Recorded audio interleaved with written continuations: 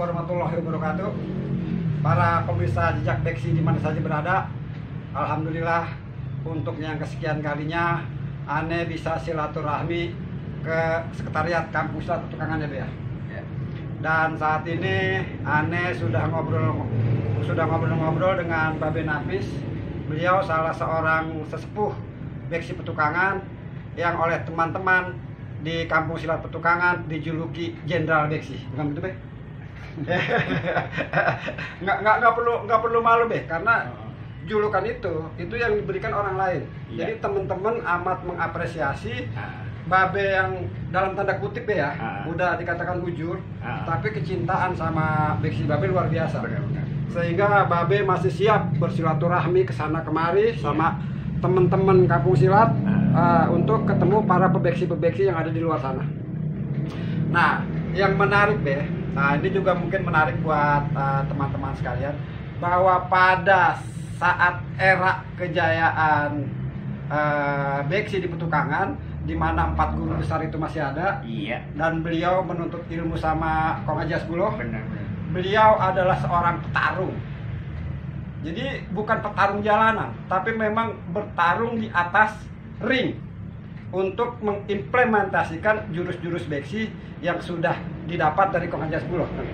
Nah itu Babe bisa cerita, Be, itu dari murid Kong As yang pada saat itu ikut bertarung siapa aja, Be? Satu Said Umar Jawas. Oh, beliau sudah almarhum, Be? Sudah almarhum. Kedua Tong Tiri. Tong Tiri ya? Tong Tiri. Ketiga saya sendiri. Itu kira-kira terjadi pada tahun berapa tuh? Itu sekitar tahun 75. Tahun 75 ya? Itu yang di Banten atau di Tangerang atau di mana? Di Bandung. Oh, di Bandung? Bukannya di Bandung tahun 75? Setelah Bandung 75. Sebelum kita berangkat sana. Oh. Kita kan seleksi dulu. Seleksinya di Celeduk. Celeduk. Lalu Celeduk itu kita dapat lari ke Tangerang. Tangerang seleksi lagi. Dan terakhir kami ini bertiga nih apanya dapat lolos dalam seleksi itu dan berangkat ke Bandung. Nah ini kan ada 3 petarung nih, almarhum Said Jawas, Babe Tong Tiri, sama Babe. Setelah menang seleksi di Tangerang, di Celeduk itu kan, terus kan dikirim ke Bandung.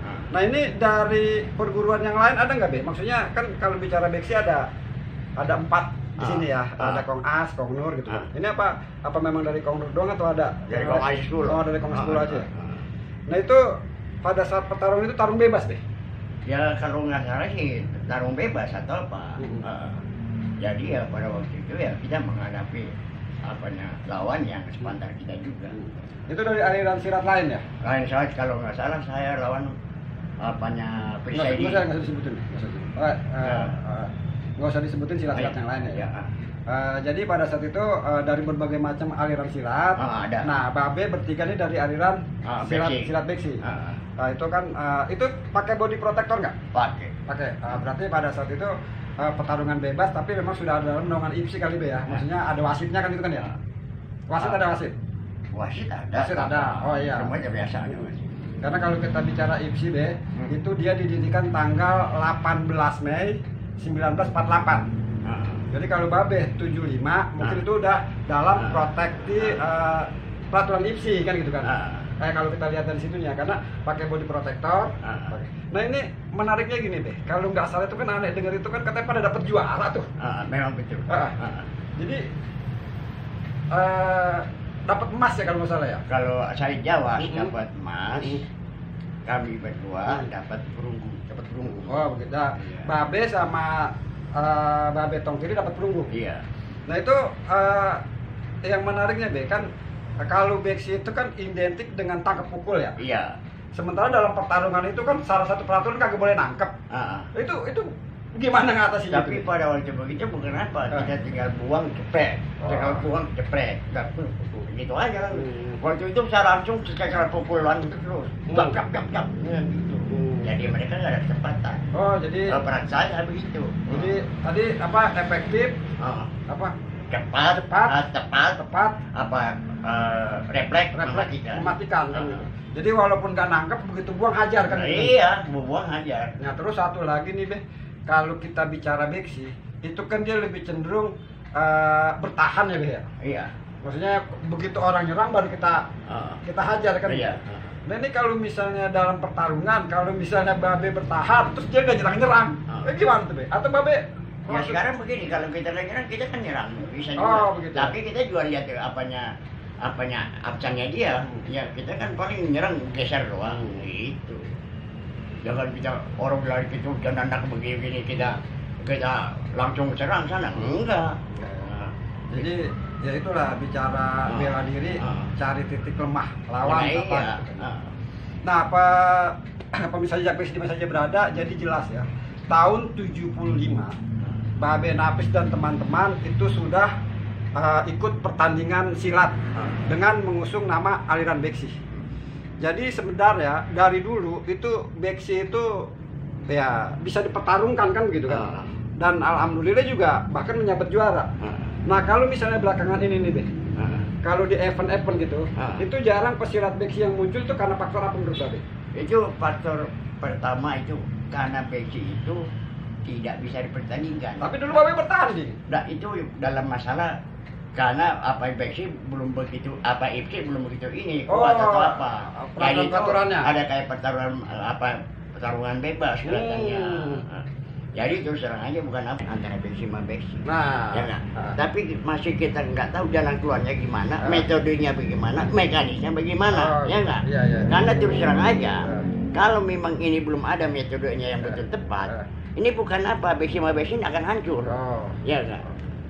Satu sama lain, ya kan? Kenapa metodenya belum ada? Karena Beksi ini bukan apa? Dia nggak mengenal tuh pukulan bisa ditahan, refleks dia ditahan, nggak bisa. Sikutnya nggak bisa ditahan. Kalau dia bergerak semuanya. Cara refleks. Nah iya, refleksnya tepatnya itu nggak bisa. Jadi makanya bagaimana metodenya? Ini supaya bisa ini ada di pertandingan. Ini lagi dipelajarin. Bagaimana caranya nih? Karena kalau ini nggak bisa di pertandingan, bagaimana kita bisa berkembang? Bagaimana bisa kita dikenal oleh internasional? Nah ini yang lagi dipikirkan. Nah, pemirsa Jejak Beksi di mana saja berada, terutama kepada para tokoh-tokoh Beksi. Jadi sebenarnya seperti apa yang Babe Napis katakan tadi, di Kampung Silat Petukangan ini juga sedang memikirkan formulasi gitu ya. Nah, iya. Bagaimana para pesilat Beksi itu awalnya dulu bisa bertanding sesama pebeksi kan. Nah, gitu. iya. Nah ini kan juga sebuah kesempatan yang terbuka lebar Be ya. Apabila ada teman-teman dari mana-mana gitu kan mau berdiskusi membicarakan masalah ini ya.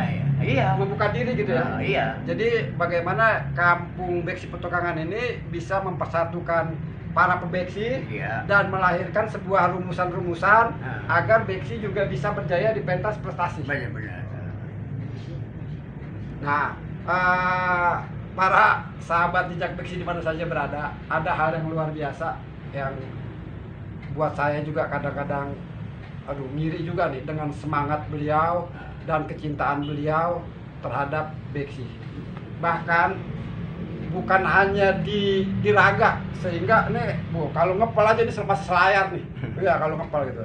Bahkan di jiwa juga. Beliau banyak menciptakan syair-syair yang berkaitan dengan Beksi, bukan begitu Be?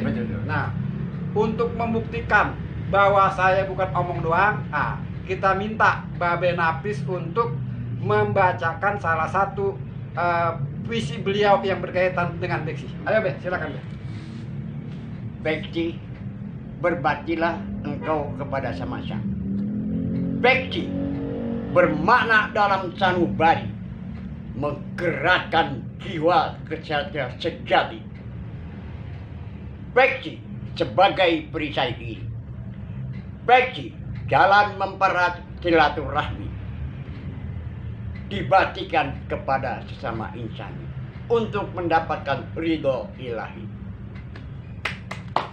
Mantap.